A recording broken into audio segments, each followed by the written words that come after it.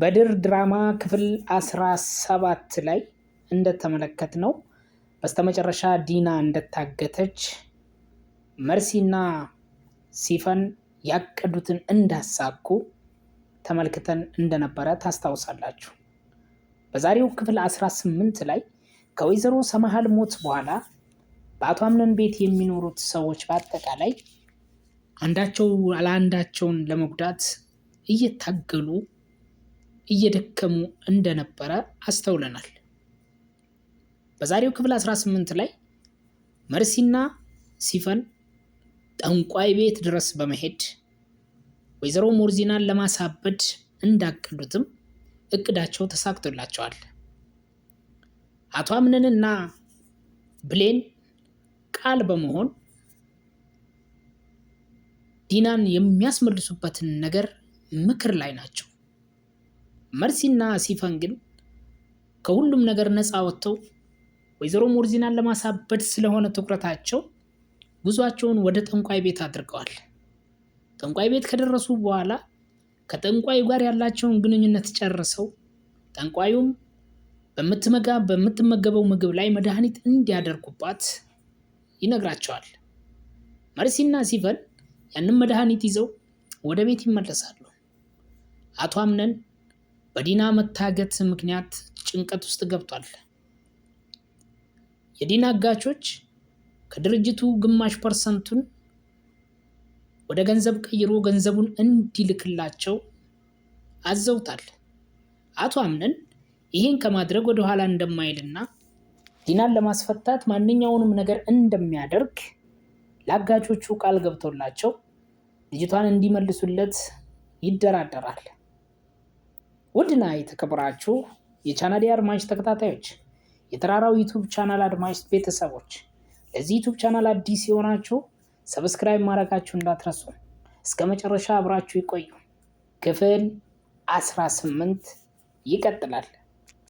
እንግዲህ መግቢያው ላይ እንደነገርኳችሁ ከወይዘሮ ሰማሃል ሞት በኋላ መርሲና የደፍኒ ልጅ ሲፈን አንድ በመሆን ለብቻ ጎራ ተከፍለው ቤት ውስጥ ያለችውን ወይዘሮ ሞርዚናን የወይዘሮ ሰማሃል እህት የአቶ አምነን አክስትን ለማሳበድና ከቤት ለማባረር እቅድ ነድፈውም ተንስተዋል።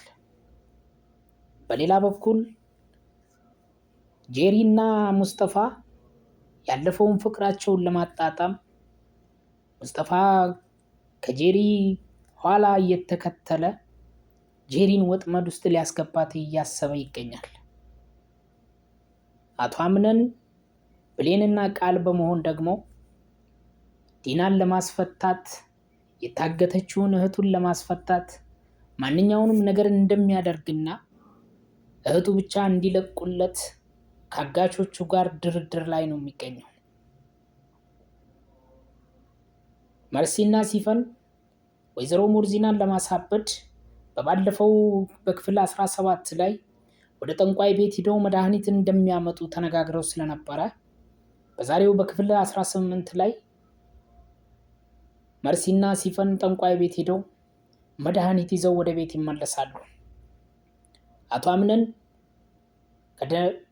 ከአጋቾቹ ጋር ድርድር አድርጎ የድርጅቱን ግማሽ ፐርሰንት ሽጦ ወደ ገንዘብ ቀይሮ ዲናን ለማስፈታት ቃል እንደተግባባ ለአክስቱም ይነግራታል።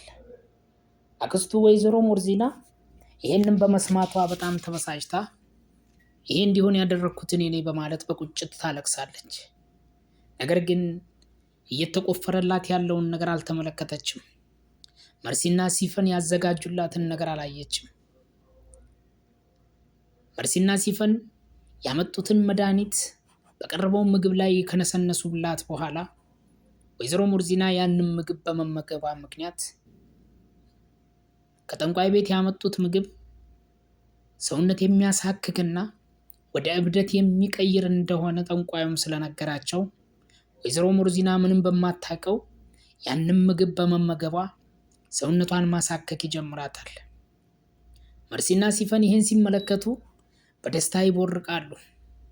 ነገራቶች ሁሉ እንደተሳካላቸውና ሁሉም ነገር አልጋ ባልጋ እየሆነላቸው እንደሆነ በማመን በደስታ ጭፈራቸውን ያቀልጡታል።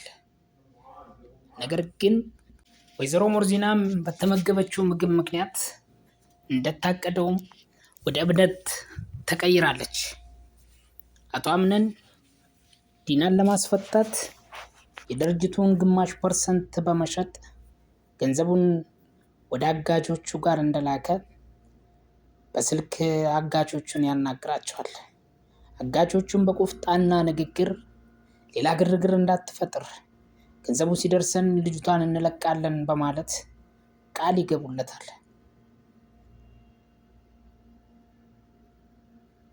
ወይዘሮ መርሲና ሲፈን በበኩላቸው በወይዘሮ ሞርዚና እብደት ምክንያት በደስታ ቤቱን ቀውጠውታል።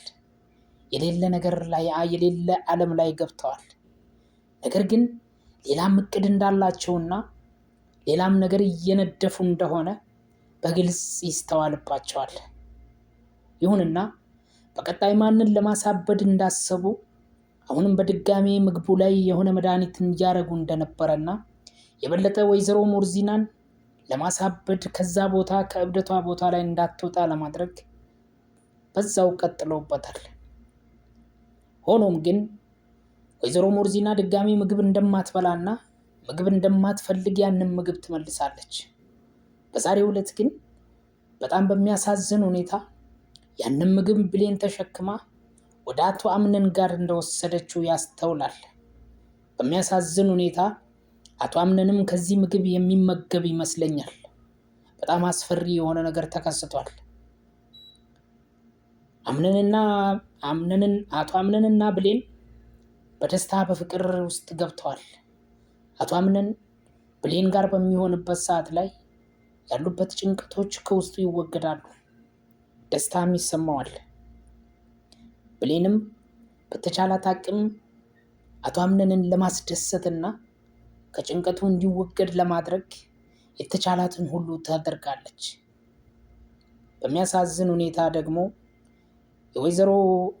የወይዘሮ ሞርዚና ዶክተር ከብሌን ፍቅር እንደያዘው ከዓይኑ ላይ ያሳብቅበታል።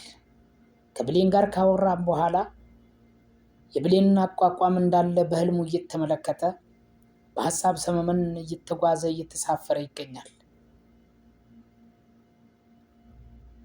ውድና የተከበራችሁ የቻናሌ አድማጭ ተከታታዮች፣ ውድ የተራራው አድማጭ ቤተሰቦች፣ ክፍል 18 እዚህ ላይ ይጠናቀቃል። ቀጣይ ዲና ከተሰረችበት ትፈታለች ወይ አትፈታም ወይ የሚለው ልብ አንጠልጣይ ሆነው ቀጥሏል። ወይዘሮ ሞርዚናም በእብደቷ ላይ ትቀጥላለች ወይስ ከእብደቷ ታገግማለች የሚለውም ተስፋ ሰጪ ሆኖም ቀጥሏል። ብሌንና አቶ አምነን ፍቅራቸውን እያጣጣሙ በዛው ይሄዱ ይሆን ወይ የሚለው ትልቅ ስጋትን ፈጥሯል። ሲፈን በበኩሏ መርሲ ላይ የሆነ ትኩረት እንዳተኮረችና መርሲን ለመጉዳት እንዳሰበች በውስጧ ያሳብቅባታል። ውድ ቤተሰቦቼ ለዛሬው የነበረን ቆይታ ይህን ይመስላል። በቀጣይ በሌሎች ሀሳቦች እስከምንገናኝ ለዚህ ዩቲዩብ ቻናል አዲስ የሆናችሁ ሰብስክራይብ እያደረጋችሁ እስከ መጨረሻ አብራችሁን ስለቆያችሁ ከልብ እናመሰግናለን። ይቀጥላል።